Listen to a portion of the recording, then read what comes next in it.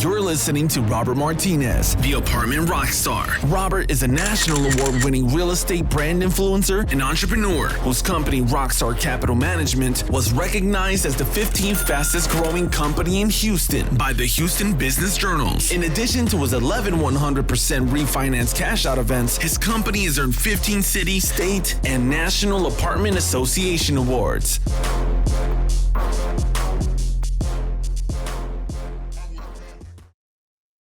Welcome to another episode of The Apartment Rockstar, our video log documenting our journey to 10,000 units. And as we look forward, we have to make sure that we look backward to make sure on how we got to where we're at right now. We're at 3,699 units, and the guy next to me has been there for most of that way. I'm very proud to introduce my friend, Izzy Garza. Izzy, how are you, man? I'm doing good, my man. Thank you very much for having me here today. What do you think? What do you think? I love it. I love it. I assume you drew that. I drew it myself. You drew it and you painted it. Mm-hmm. Did you get like some type of art from Hobby Lobby and do this? It's really nice. That's freehand. All freehand. Wow. That's the reason why you're successful. It looks great. Complexes and I can do graphic design. It looks beautiful. Thank you very much. But I really appreciate you having me here today. Yeah, for sure. We're going to have fun. We're going to have a great time. Great talk. Yes. So we want to start out and make sure that we acknowledge our key value partners, and you've been with us for a long time. We met when you're with somebody else. I used to sell paint. If you remember, that's where we met. Another lifetime. Yeah, some little kid that was spiked hair, had a lot more hair back then. We all did. And that's where we met. I think I met at your first deal, which is right over off of Meyerland. Oh, Falls of Maplewood? That's deal number 3, but yes. I think there, but you have so many, I forget the names now. You have 21, man. 21? What do you think, man? You watched that growth.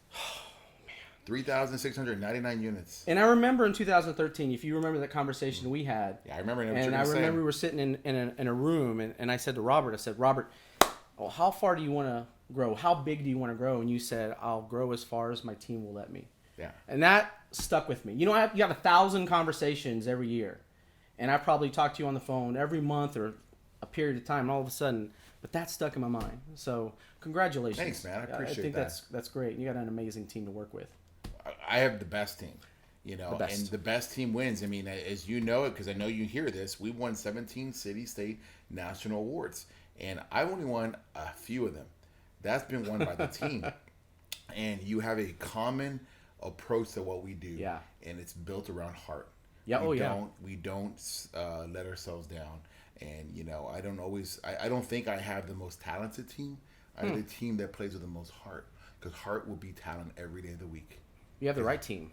Heart doesn't quit on you, man. And I think you had that conversation with Dell at one time. I did. We did the video, he and I together, and we went back and forth on that. And he didn't understand how I put so much in my team, right? And I give credit to my father. My father was a builder of teams, and he understood. And I was very fortunate to get some of his genetic gifts when it comes to building teams and having, I guess the term today is emotional intelligence. I understand people. I think I try to communicate, with them and understand who they are and what I can do to help them. I never imagined that helping others meant, I think Jim Rome coined it to helping other people get what they want, to help you get what you want.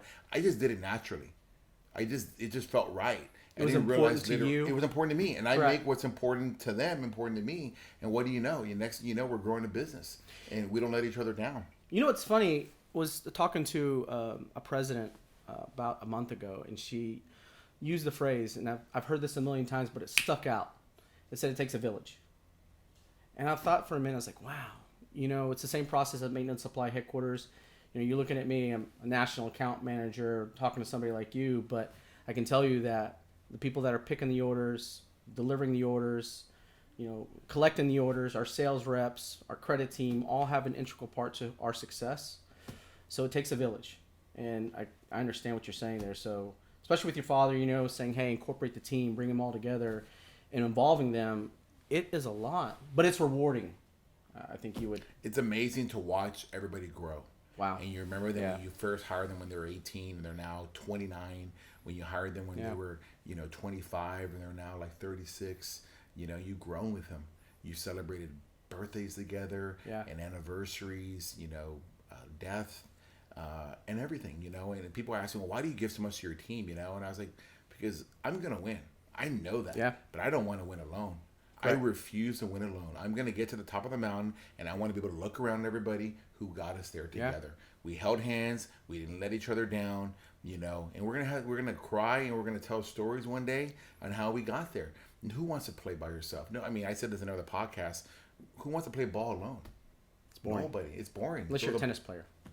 Yeah, you hit it against the wall, but then you're gonna have a conversation with the wall, right? I want to have a conversation with a real person. I want to know how they tick. I want to know what their hearts and their dreams are, and see how we can help each other get there. And you're one of those guys that helps us get there. Tell everybody a little bit more about your story. Like, how did you get in it? What's your background? What do people on Facebook and Instagram not know about Izzy? Let's get deep. Oh man, let's get deep.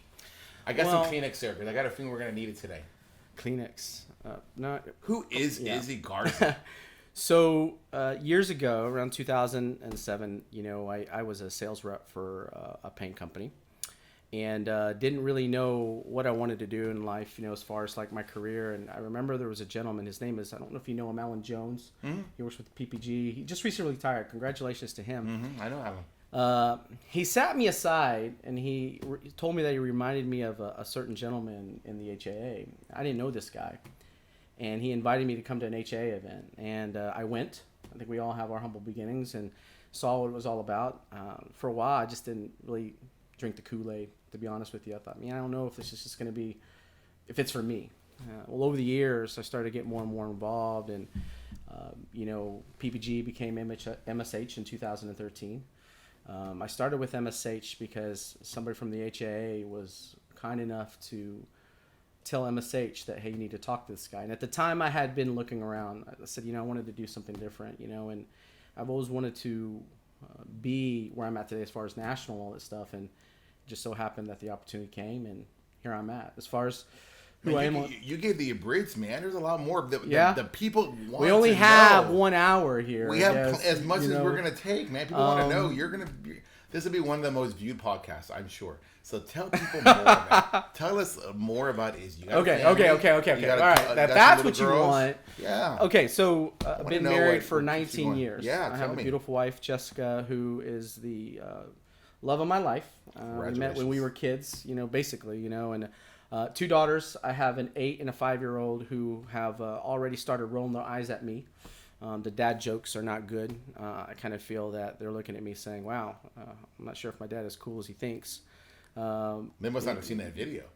If they saw that video, I don't want to show that video, because it was funny. Don't get me wrong, but it was a classic at the time.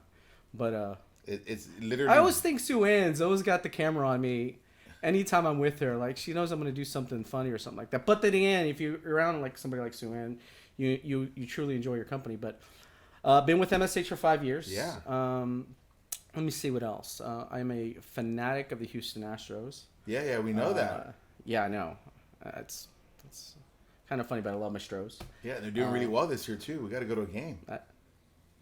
Don't just say that on camera. No, I want to go to a game. I haven't been to a game. I'll buy the tickets this afternoon. You tell me when. Next home. You tell me when. Okay. This weekend. So it's documented, just so that everybody knows.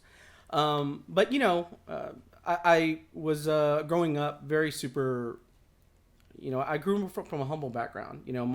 Your family. I've heard you talk about your family a lot. I grew up, in a when I was young. I started, washing dishes at a young age. That's really where I learned my work ethic. And I would earn money during the summer between school years to pay for my school clothes. And my grandparents and my family just instilled to me hard work, values, going out there and making a good name for yourself, working hard, being graceful towards people, having a heart of gratitude. As a young kid, you don't understand that. As you get older, you realize that's really who I am as a person. I look up and wake up every day, honestly, Robert, with this overwhelming sense of gratitude that I'm here. And this gratitude of like, wow, I've been blessed. Gratitude to say, hey, I'm going to be on this podcast today, and hang out with my buddy Robert and talk about life and all that stuff. There's a lot of great things. And so the short version is that I'm a married man who just, I guess loves God, loves where I'm at in life and my family and my career with Maintenance Supply Headquarters. The other side of it is that I'm richly blessed to have people in my life that have really spoken in my life, let's say like you and other people within the apartment industry. And I think that's where I've taken so much of them and learned from them and made it my own, and so I don't know what else I can tell you about. This is deep, though. Did you hear a couple of things he said? I wish I was taking notes. I'm trying to keep a mental note of it, but you can't help but hear the heart when you listen to Izzy. And that's something that I mentioned earlier, that it's really important to me. You don't have to be the most talented guy in the room, but you got to have the most heart. Because the guy with the most heart is not going to quit. He's going to figure it out. Yes. And I think that's why we've developed such a good relationship, right? Is that you play with heart. It shows, and it's easy to gravitate towards you. It's easy to see why so many people like you and enjoy you. It's easy to find out why this is going to be the most viewed podcast that we have, because it's Izzy Garza. Well, I'm humbled by that, Robert, but I can tell you that, there's a lot of good people that run my life that have helped me. And I've heard some of your podcasts before, and one thing that I know that you are, like you said earlier, is that you have a team around you that helps build you. I am that same person, whether it's at home, whether it's at church, or whether it's at work. I know that I have a team around me that is looking out for my best interests to go out there and succeed. And I think that's sometimes what's missing. A lot of people think that they can be successful alone, and there may be those cases where, but it sure is a lot easier when you have, a group of people and a team that's willing to go out there and say, I'm going to join you. I'm going to help you. I honestly feel this, and I say this, because even though when you have people around you that are outside of Rockstar that looks out for your best interests, vendors, then your success goes beyond Rockstar. It's really a testimony to the companies that are, privileged to work with you. And so, my responsibility is to ensure that, with your company, that we do whatever we can to give you the resources to ensure that Mrs. Jones in Unit 1301 is taken care of. Because if she ain't happy, she ain't going to renew with you. Yeah. If she's not going to renew with you, she's going to renew with somebody else. That's just life. And you got to have resources and people around you that are going to help you be successful. I think that's 100% true. I think it's really interesting because you said something that's really important to our part of the business, the renewal. We don't make any money when somebody moves in. We make money when they renew. Bingo. Right? And so you got to take care of them throughout the relationship. Once they move in, throughout, when there's an issue, there's always going to be an issue. There's always nothing is perfect. It's how fast you deal with the issue. The AC broke. Exactly. How much empathy do you show? Yeah. And then how you take care of them throughout. Are you treating them like a human being? That's all we want to be treated, with a little respect and dignity. And I think you understand that. I think you get that. I mean, you're in a sales profession, right? We just signed a renewal with you. Right. That's your business, right? Correct. And let me tell you, this is really interesting. I want to give a little credit to Izzy. I just got done with the Houston Apartment Association Business Exchange, I was there. It was a good 2 hours out of my day, but it was really important to support the association. It was really important to go out there and meet potential vendor partners, right? Because our job is to get to 10,000 units. They're not all going to be in Houston. We're going to be around town. Around the state. And we got to make sure we develop relationships with those key players.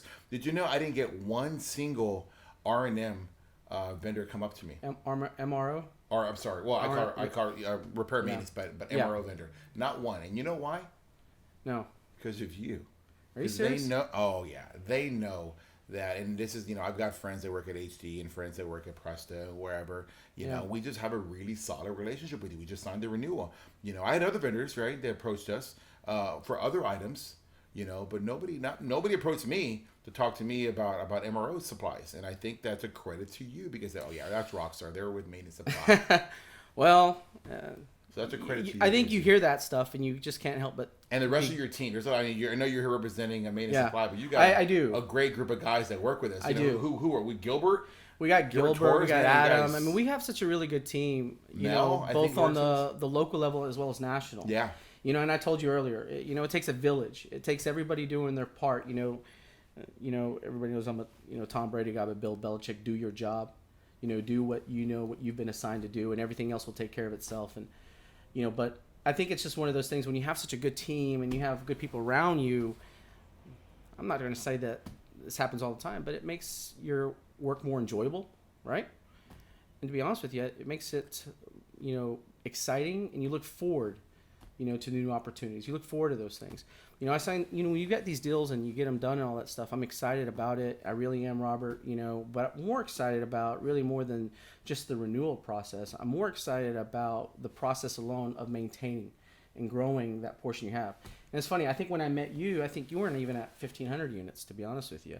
No, I think you had 4 properties. Like maybe you had like 3 or 4 properties. Yeah, 500 units, brother. At that point. Was it that one? Yeah, that's it. Because I know a lot of the properties at first I think you got were like smaller unit count. The first 4 totaled up about 500 units. Okay. So here you are at 500 units, and now you're at 3,700 units, 36,900. Let's just count at 3,700 just to make sure. And now look at you. And now you're looking at 10,000. What a journey that is to kind of see it from like 500 to where you're at. And then you have more opportunity. You're looking at say, hey, I'm going to go even more. I know I can do it, but I've got a team around me that can accomplish those things. That's absolutely right. I've got a team that can do it. And so I love the team aspect. I guess that's why I love the Astros, because everybody has their part, in making sure that the team, does what they have to do. And at the end, if they win, that's a credit to the whole team, not just one person hitting a home run. I think it's amazing you said that because it is a team game. It is a team. In multifamily, it is. Absolutely. It's a team game because you can't be everywhere.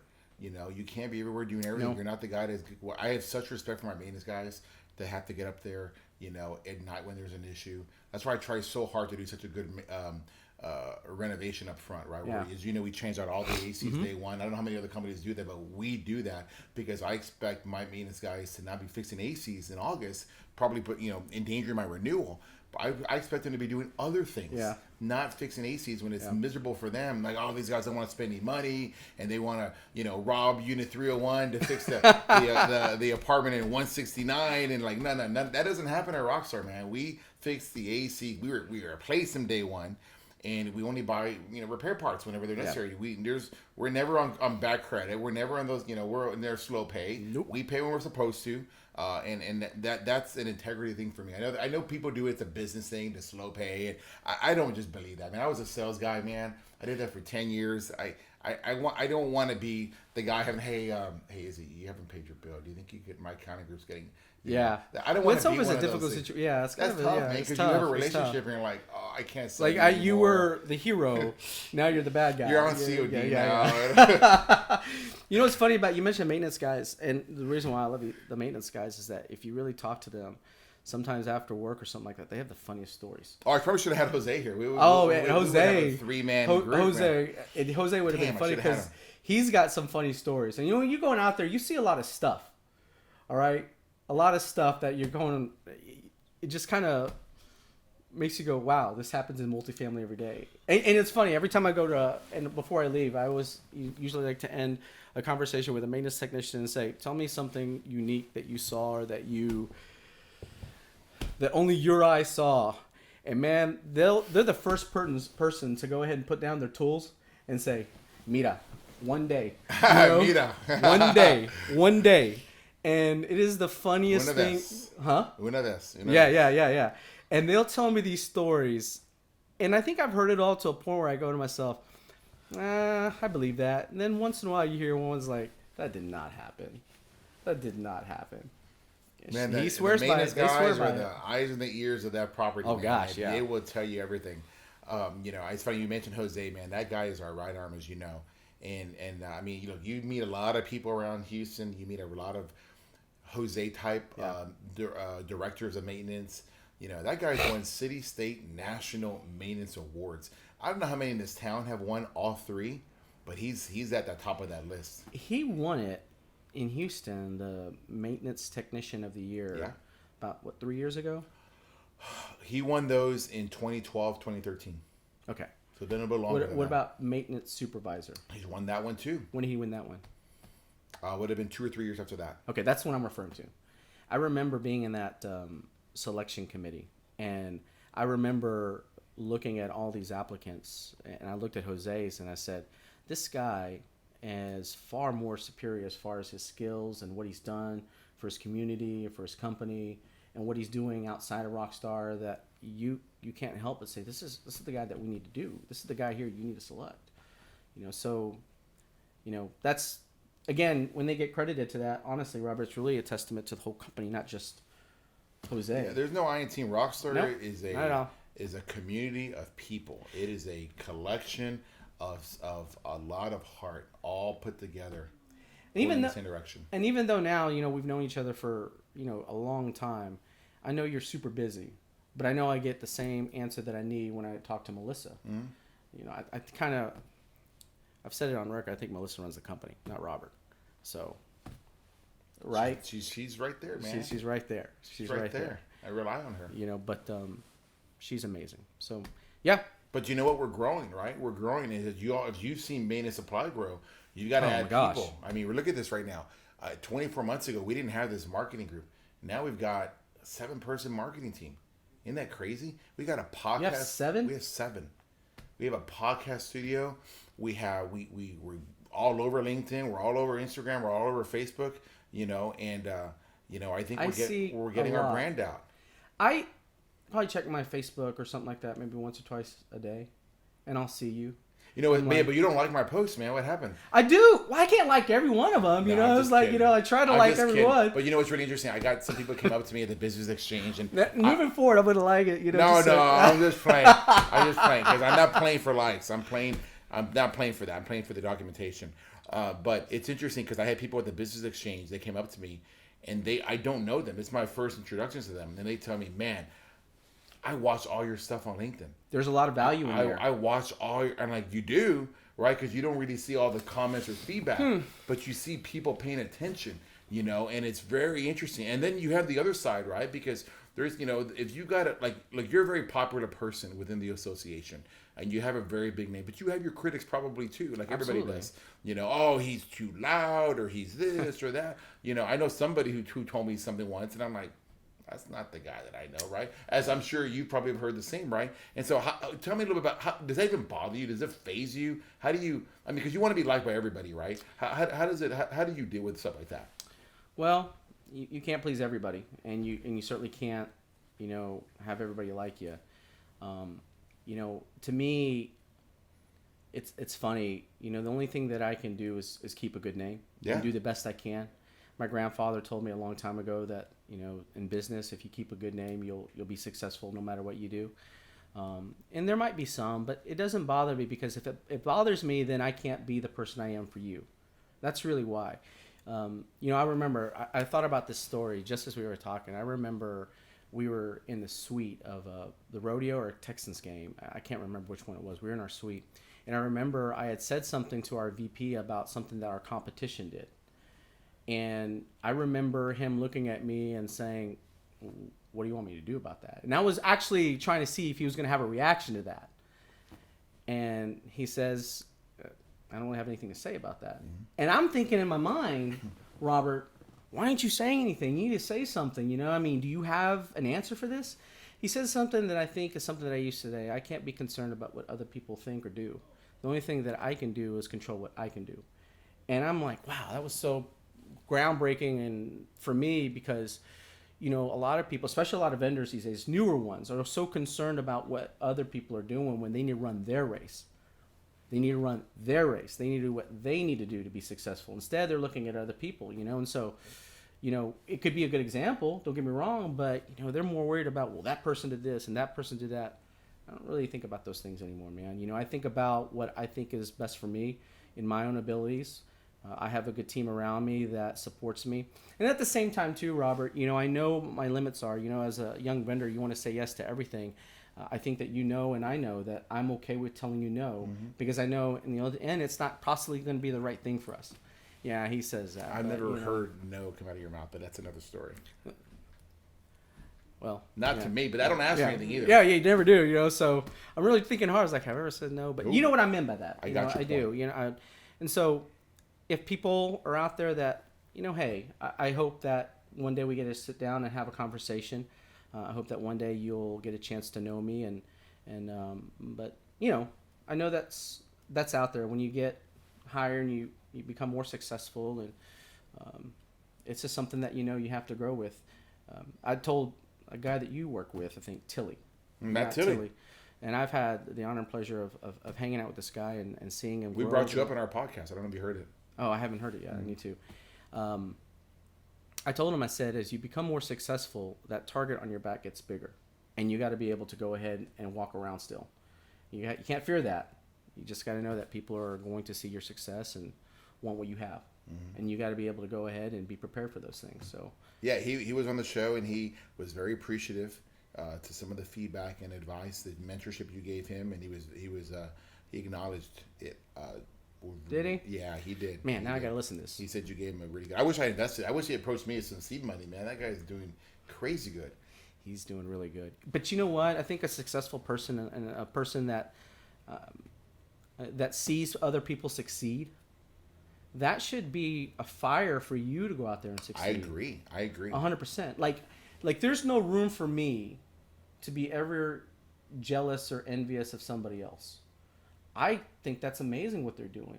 You know, like when I saw you and you have done such an amazing thing with, you know, your multifamily and with multifamily, it's that's really an encouraging thing that I think vendors and people like myself should go take his advice. I mean, if you don't, then you're kind of hurting yourself because obviously he's successful. He's done well. But a lot of us live in that state where it's kind of like, well, I'm not going to listen to anybody. I think I'm going to believe what I believe. Man, I put that stuff a long time ago to the side. And I love to listen to, you know, whether they're fee managed, owner managed. The one thing that you're doing, and I didn't think about that till just now, was that a lot of times there is a lot of confusion as far as like, well, how do we get to what Robert thinks? How do we think like Robert thinks? These videos that you've made are really a roadmap to like what owners or investors and our people are looking at when, you know, you're getting a new deal. Like, what is Robert looking for? Well, pretty much the same thing as any owner that's looking into a deal. And how do we become profitable? How do we take an asset that's maybe, you know, 50% occupied and about a year from now make it 100% occupied? What do we do? There's a process. You know, vendors are, you know, we want to sell our stuff, but I like to learn from people like you because then I understand when I, in the future, come back to you, it's like, hey, I remember you said this. How about this? I think it's a really good roadmap for what you're doing, not just for the ownership investment side, but for vendors, if they're paying attention, they'll see how you're doing it. They'll see how you're really, really, really, really laying a roadmap for them to go out and approach other companies like yourself. You know, so I don't know if you ever realized that, but you give a lot of sound advice on these videos that I think we could all use when we approach other people. I really appreciate that. That means a lot coming from you. But I don't see that anybody else. You know what I mean? I don't see anybody else. I think you hit a really interesting point that I want to just take a quick second on because I think that, you know, when you hear about other people's success, how you interpret that can be seen easily. And we talk a lot about heart and surrounding yourself with heart. I think those, in my experience, maybe this is a generalization, but in my experience, man, the ones that are happy for you seem to be the ones with the biggest heart too. And, you know, they're the ones that aren't going to quit. They're the ones that are going to be supportive and be a cheerleader for you as you're climbing your own mountain. Because we're all climbing our own mountain, right? But others, you know, they hear it, and all they want to do is criticize or tear down your building instead of working on your own building, right? Yeah. And you're like, why do you do that? Why are you wired like that, right? And a lot of experts. Oh yeah, you know, and so, you know, I think what you said is very true. I think just be happy. Right? It just kind of shows where you are in your own life. And I think if you can just eliminate the noise and just be happy, life's going to be a lot better. And follow your own roadmap. I mean, you talked about that. Like, you know, just do what feels right and natural to you. And you know what? I'll see you at the finish line. Yeah, absolutely. It's kind of funny. I think we're the same age. I'm obviously, you know, handsomer and younger and, you know, whatever. You know, that was supposed to be a joke. Obviously, didn't laugh at that. But I'm agreeing. I didn't interrupt you. I agree. But you know what's funny is that I think even at your position, being 3,700 units and 21 sites, been in this game now for well over 10 years, you're still learning. Oh, yeah. Right? I think that what you did yesterday may have to be, you know, adjusted in the future. You know, but we're all learning. I've been doing this for quite some time, and there's things that I learn every day. I was like, wow, it's actually really smart. And you're actually making mistakes, and really the growth comes from mistakes, not from winning. Yeah, you're right. You're right. Well, Edison say I found several different ways how not to make a light bulb. Yeah. You know, and so, yeah, I mean, those are things that I think those are the greatest lessons I've listened to. You know, I can tell you from a national account standpoint, just in talking to you and I and all that stuff. The greatest learning that I've ever had is when, you know, I failed. I think about the ones that we won, and those are great. And the ones that we continue to renew, those are fantastic, and very grateful and humbled that we have that business. I learn a lot more from the things that I don't get. And I use that as motivation, saying, well, man, next time I'm not going to do that, you know. But then there's some people, honestly, I kind of laugh at because they repeat and they redo it and they do the same mistakes. It's like, I thought you learned the first time, my man, you know? So, but yeah, I think the greatest lessons I've ever learned is dead on what you just said. I learned it because it was not the right choice. Didn't do it again. Mm-hmm. So let me ask you this then. So, sure. What would you tell 22-year-old Izzy today? Let's get everybody to know a little more about who you are. Now that I know that, I would tell him I would tell Izzy to shut up. Really? I would tell Izzy to shut up. What does that mean? Because you have an idea, because you have an idea of what you think you can do. You think you can do it, and you realize that that's not what people are looking for. As you get older, the term slow to speak and quick to listen becomes a lot more important. Of course, as you grow up, I mean, we all grow in this business. I mean, there's a lot of things that we're learning that, quite honestly, you need to listen. I think that's the reason why all these podcasts are good, is because you can, be quiet for an hour and listen and understand how people are thinking. I jumped a lot when I was young, and for those who don't know, I mean, I was an emotional person that would have a knee-jerk reaction to everything. And something happened, it was always a knee-jerk reaction to go ahead and say, well, let's do this. And now, years later, if it happens, now I kind of look back and just say, let's think this through before you do anything. I just had, on the way up here, this is the funniest thing. I don't know why. Maybe this is perfect timing, but I had an email from an owner in California call me, and he wanted to talk about a deal over some washers and dryers over a property that's in Austin. And so the rep calls me and says, hey, do you want me to call him back? And I said, don't call him back. Don't just pick up the phone and call him. I said, our relationship is with the management company that put us in the deal. Talk to them first and see and ask for permission if you want me to call them. Just because they ask us to call them doesn't mean that you should call them. There's people also involved there that need to know what's going on. So I said, let me call the management company, find out if they want us to speak to them. And if they want us to speak to them, then we'll move forward and speak with them. But you don't want to have that conversation with the owner. And then the owner calls the company and says, hey, I spoke with your guy. And then the management company like, well, I had no clue. You just got to do things in the process, And back then, you get this opportunity. It's a knee-jerk reaction. Now, I'm 42 years old. I kind of think it through. Like, how do we do this? There's a process in place. You are the perfect example of process, coming from 4 properties now up to 21. Believe me, it didn't happen overnight. Yeah, 22 got in a contract yesterday, so really excited. 22? Oh yeah, 22's coming. Did you announce that yet? No. Well, you heard it here first on the Izzy Garza and Rockstar Capital. Earnest money's gonna get wired tomorrow. That is amazing. Please tell me it's in Vegas. Man, I would like to get one in Florida. We can go to Miami, go hang out with Bud Grant Cardone down there and hang out. We with just him. opened up a branch in Miami. Well, there you go. I'm pretty excited. It's about not Vegas. It's South Houston. But yeah, congratulations. Thank you very much. I'm very excited. If I were to, I want to stay on. What about you? Yeah, I was gonna ask you. I told you that, but what about you? What would you do different? I've had some time to think about that, and I think I'm not gonna say it's interesting because I think it's not the class of what you'd expect. I think I would tell my younger self. Besides believing in yourself, believe yourself more because no one else can believe in you other than you. So stop listening to everybody else. But I think I would tell myself to look at the past for your success.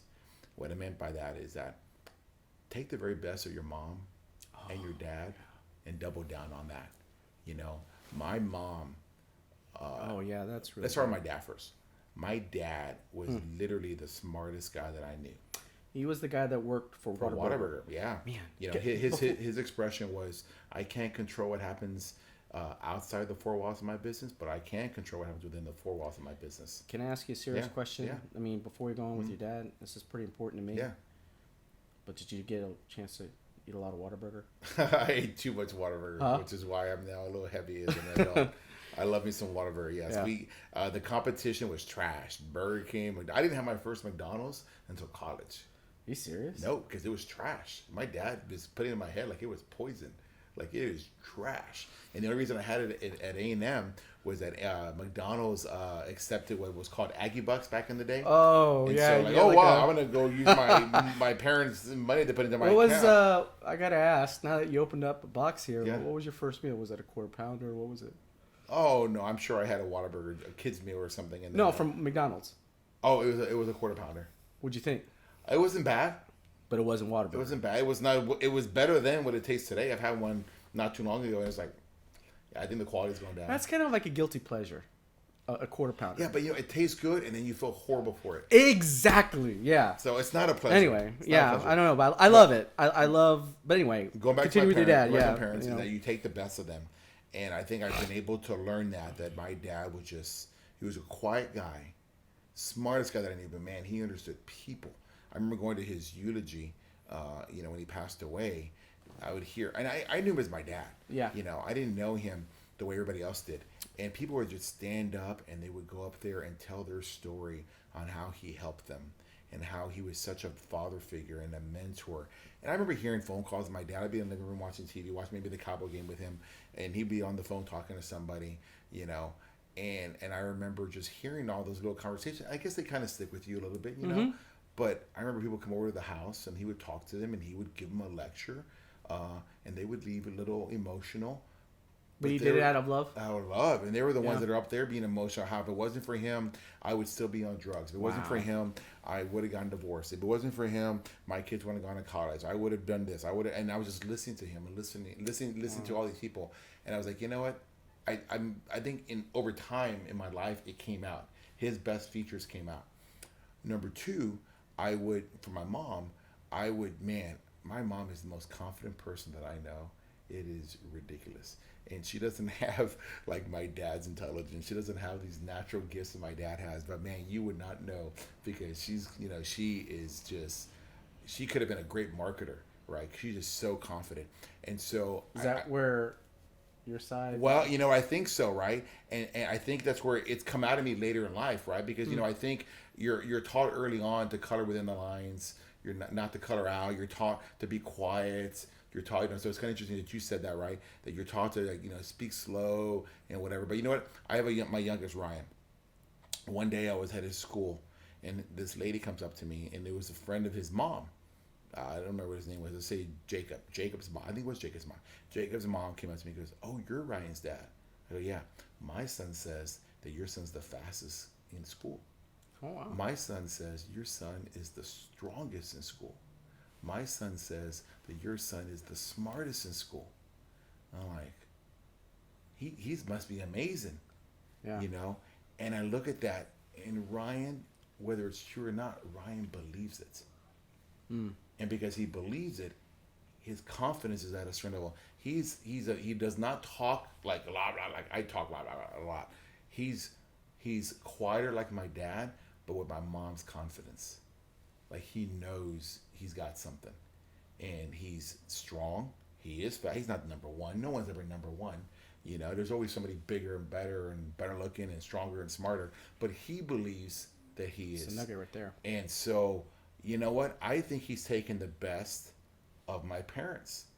That he's taken my dad's. He's very intelligent, and he's quieter, but he has my mom's confidence. But he's seen me now as an adult kind of blossom a little bit, and I will not squash whatever little independence he has. What you want, let's go. Yeah. My job though is to build champions, and so I make sure that we go to soccer practice. I make sure that whatever commitment we make, we don't quit, and I make them very clear. You learn to quit, you're gonna want to like the guy on the street, because somewhere along the line, that guy was told it was okay to quit. Somewhere somebody gave up on him or he gave up on himself. I go, I won't give up on you. You don't give up on me. And that's the big thing. I'm building my, people have thought, oh, you're too hard. Like, no. I mean, the other day you saw my kids. We had my birthday party. Natalie's our videographer, the eye behind the lens. And everybody was there commenting how well behaved they were. And that's the second or third time you've had a chance to interact with them, right? And they're well behaved. But man, when they get on that field, they know what their job is.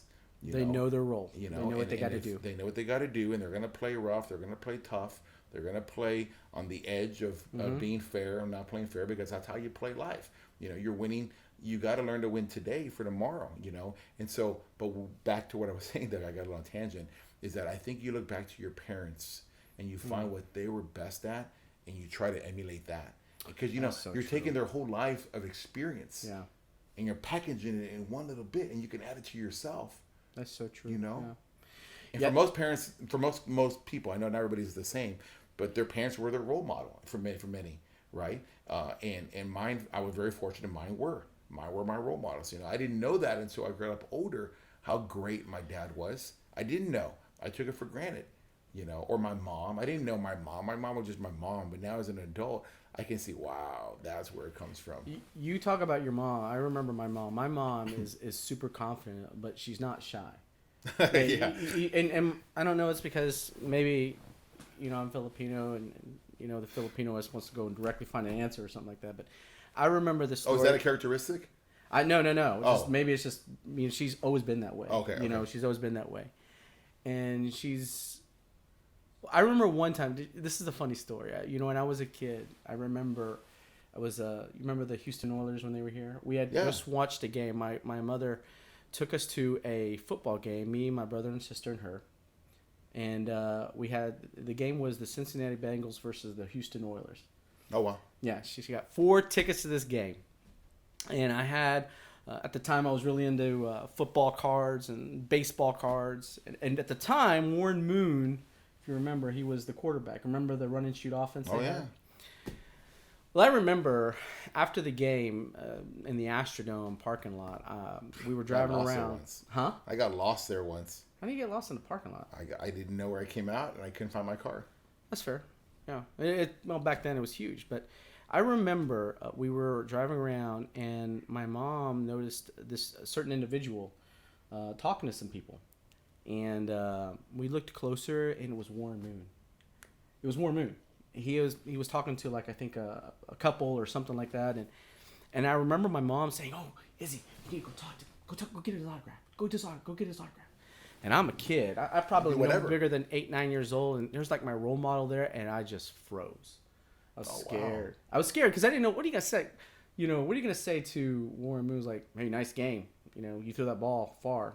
Great pass to Drew Givens." You know, I mean, what are you gonna say? You know, remember him? Yeah. But I had that baseball card, and so my mom went up to him, and at first she asked him for his autograph. She said, "My son is a big fan. Can you sign this football card?" And not to say that it was bad on Warren's part, but he says, "No, ma'am, I'm actually talking to people right now, and appreciate if I be given some space. You know, I'm talking." And my mom didn't say no. She says, "No, my son came to watch you today, and I know you're talking to people, but the least you can do for somebody who looks up to you is at least sign this card and just tell him, you know, hello or hi or something like that." Well, sure enough, he signed the card, and I remember I asked my mom, because I was still so scared to talk to him. I said, "What did Warren tell you?" He goes, "Ma'am, you're probably the most persistent fan I've ever met." And it stuck with me. I don't remember anything else about that game. I don't remember the score. I don't remember what I ate. I remember I was wearing a white, Warren Moon jersey, the white with the blue number and all that stuff. But I remember her saying that Warren called her the most persistent fan he's ever met. Now, I know that he was doing that in kindness or something like that. But we talk about, our family and all that stuff. I think that's the part of my mom that I cherish most, is that persistence and that don't give up, attitude or something like that. I mean, guys, you and I both know we go through scenarios and situations and all the time that may not be what you like, but the diversity, excuse me, what'd you say? Adversity. Yeah. Adversity. It's always that perseverance and fortitude to go forward, even though when it's not there for you. Yeah. That I learned that from my mom. She's no longer with us, but man, that's probably the greatest trait that I could. So you look back to your parents. I look back to my parents, and then I look at my dad, my dad is just this hard worker, blue collar guy, who's working, from 6 a.m. to 7 p.m. at night, goes home, eats dinner, takes a shower, goes to bed, repeat next day. Those are things that I look back and I say, wow, I had the greatest map footprint ever. Mm-hmm. I just didn't really at the time, because I was, a dumb kid, didn't really think of it that way. So you're right. Your parents. It was funny. I was thinking about your father. I was like, he worked for Whataburger, and I can't think. It's like, that's not a glorious job at all. That's not a CEO, or that's not this. But man, I think that's the greatest legacy that you can be on this earth, is when somebody at your death speaks this amazing thing. That's, to me, if I would have never met your father, I would consider that man the richest guy ever.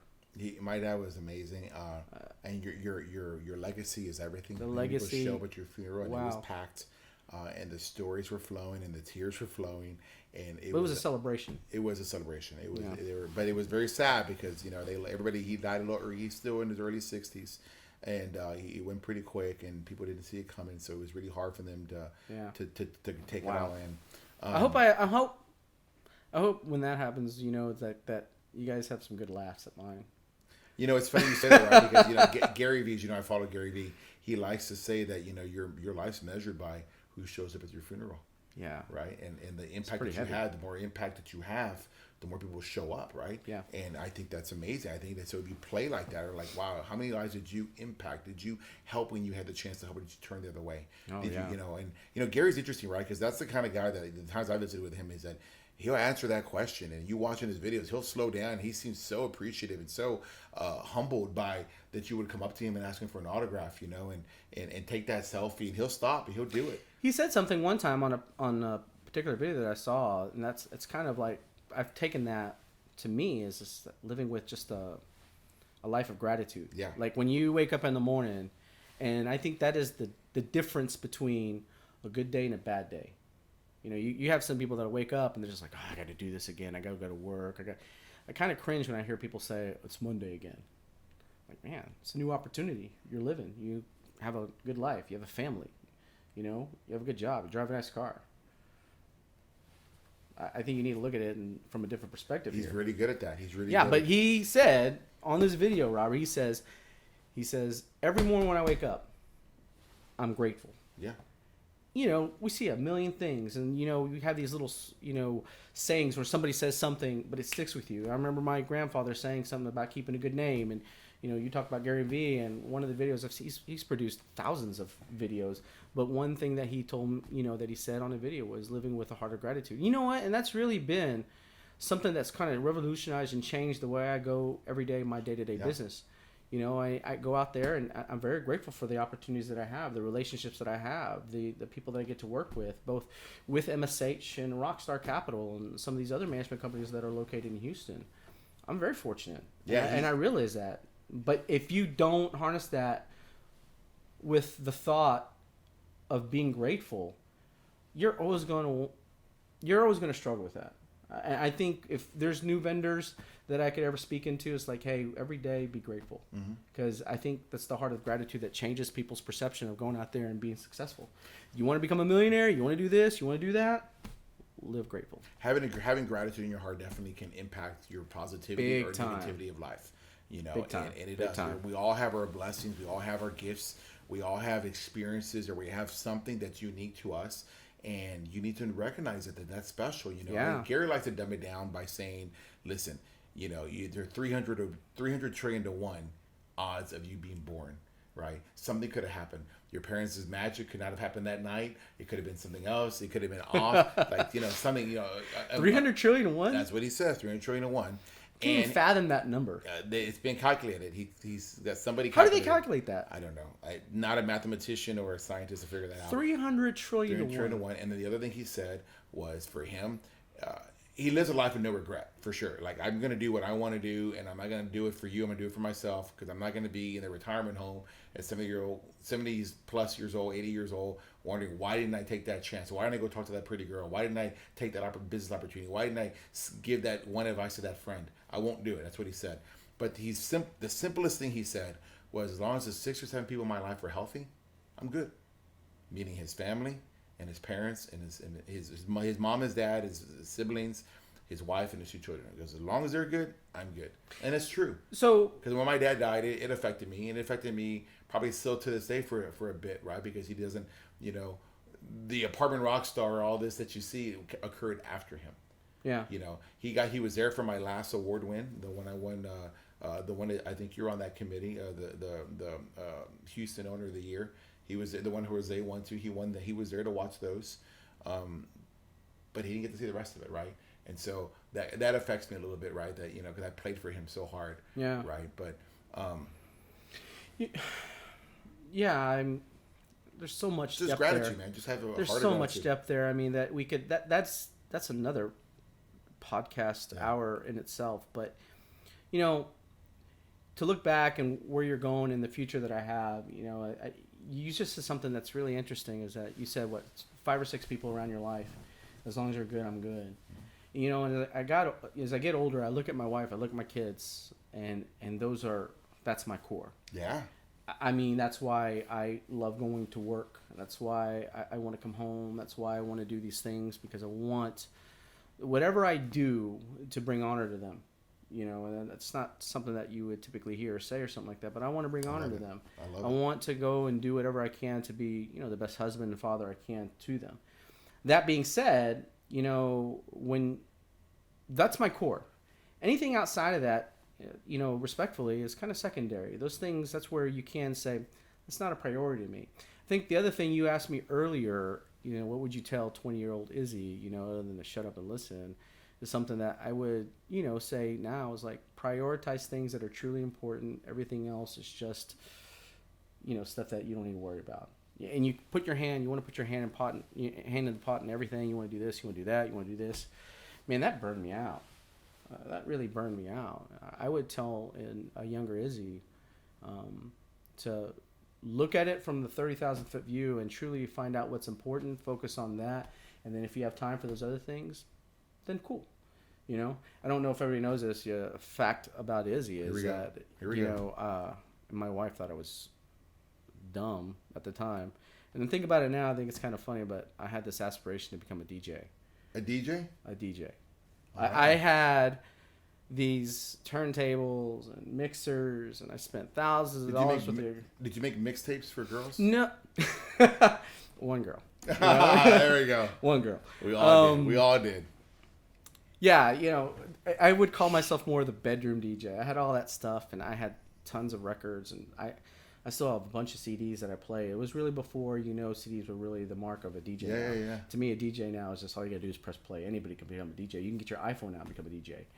But back then, when it was kind of an art, when you had the turntables and all that stuff, you know, I thought, man. And I remember listening to this one guy. His name was Diffuse. He's actually a DJ out of Austin. And I listened to this one album, and I was just like, this guy's the bomb, man. And I started listening to all these different records and all these different DJs. And I'm like, man, I'm going to do that, dude. I'm going to be a club DJ. At the time, I had just gotten married, and my wife is like, yeah, right. You know, you ain't going to do squat. Oh, sorry. It's all right, man. It must be time to go. No, it was an alarm or something like that. But, yeah, fact about me, yeah, I want to become a DJ, and that didn't pan out very, very I think well. anybody that knows you believes this story. I could show you. I could find the pictures, and that would be my thing, like on a Wednesday night or a Friday night in my apartment complex, pissing off the neighbors because I was playing, you know, like all that music, and yeah, it didn't work out. So it took us nearly an hour, but we got it. So you finally found out what I wanted to be at one time or something like that. It was cool. You know, I had this idea I was going to be a jet setter, you know, going from club to club or something like that and playing. So one final thing before we end the podcast on what we share in common. I think we share our common our affinity for certain sports and celebrity people. You and I love Tom Brady. I remember when he was down at halftime of the Super Bowl against Atlanta, wasn't it? Yeah. Down by 30, something like that? 25, okay. And everybody was calling it off. I'm like, nope, because you don't sleep on a champion. No. He had his head down. He's looking. He's not like, he's talking to himself.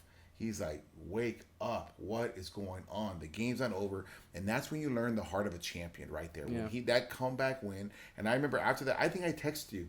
Mm-hmm. I think I texted you when that game was over because you and I shared that love for Tom Brady. I don't even like the Patriots. I hate the Patriots, to be honest. I'm a Cowboy fan. Yeah. But I love me Tom Brady because you got to respect him. You respect who he is, how he's won, the way he's won, the talent. It's not the talent. It's all heart. That guy's got more heart than any other quarterback out there. You know, somebody asked me this one time, and I can't believe we're talking about Tom Brady. I know I'm going to get it a lot now from like Mark and them or whatever like that. Hey, Mark, when you're ready to get on the show, come on, man. Yeah, Triple A Plumbing. We buy all our borders from those guys. Somebody asked me that one time, Robert, and just to kind of end it with that is that I don't really care for Tom Brady because of the numbers. I think that is the manifestation of the work that you've done. Like, you see it, okay? I really don't look at that. I don't look about, the fact that he's a millionaire, and I don't look at the fact that he does this or the endorsements. I look at the fact that it doesn't matter what scenario is given to him, whether it's new teammates, new season, you're down by 3 touchdowns, he stays positive. He stays driven. He stays driven when he's up 50, and he stays driven when he's down 50. And that's a hard trait to have because of the circumstances that life can present to you at times. Yeah. Can you play at a high level when the chips are down? But can you play with a high level when you're up? It's a funny story. I'll finish it like this. I remember in 2012 the Texans were playing the Patriots in the playoff game, and I remember the Texans, who I'm a big fan of the Texans. They were mounting a comeback in Foxborough, and I noticed that the score was only 4, and there was something about the mood and the shift of the game changing towards the Patriots' direction.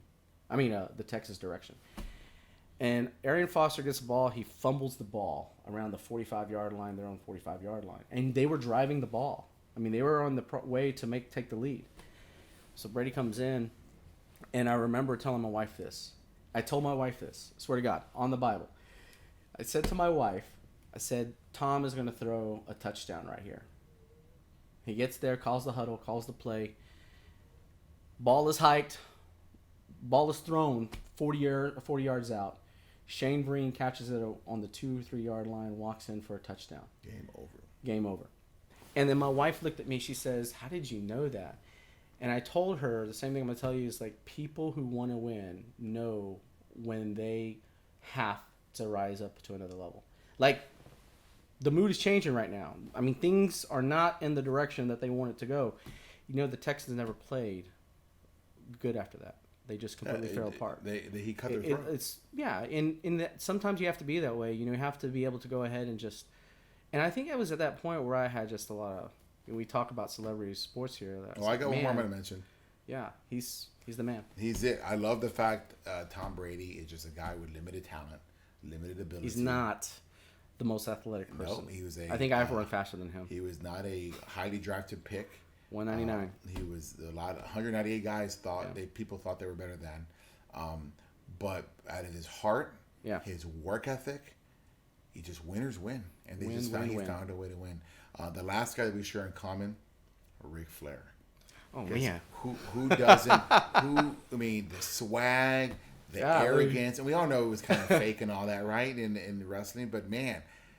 Wow. It's one of those things where you don't appreciate him until you become an older person, a more mature person. You're right. And you're like, dang, Ric Flair was crazy entertaining.